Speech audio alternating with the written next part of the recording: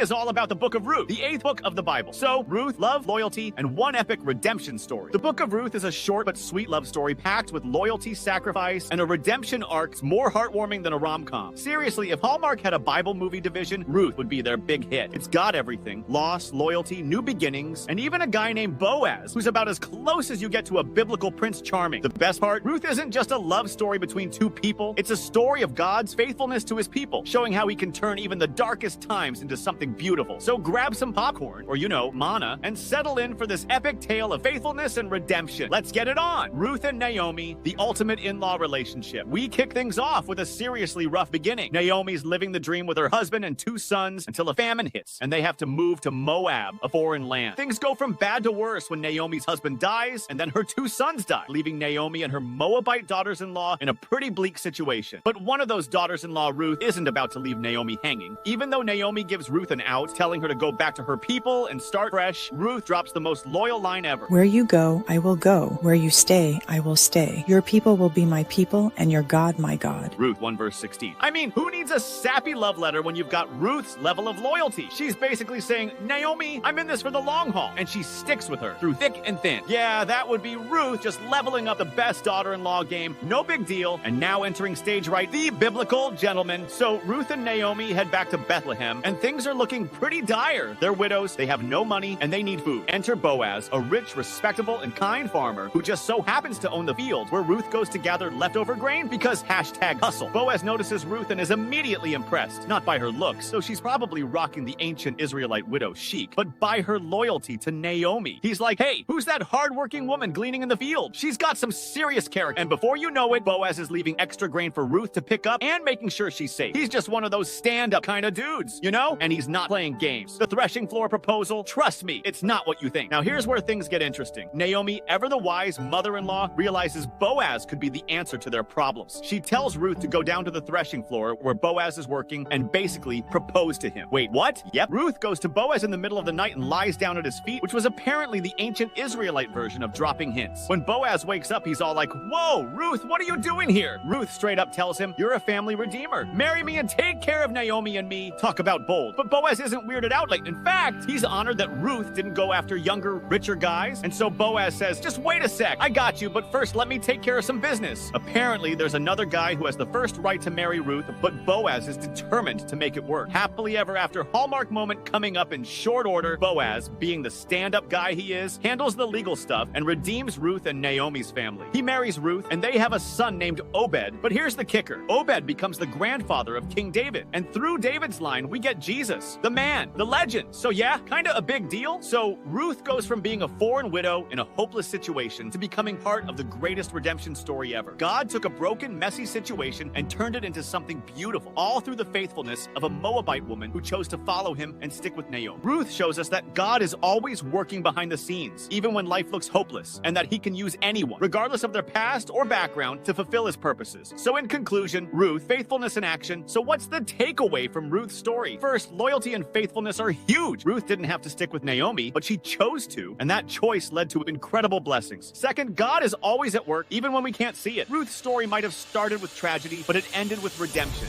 not just for her and Naomi, but for the entire world through the line of Jesus. Ruth teaches us that when we choose to trust God and be faithful, he can turn even the most hopeless situations into something beautiful. The Book of Ruth is a beautiful story of loyalty, love, and redemption. Through Ruth's faithfulness to Naomi and Boaz's kindness and generosity, we see how God can work through even the most unlikely people to accomplish his purposes. Ruth reminds us that God is always at work, turning tragedy into triumph and weaving his plans through our lives, even when we don't realize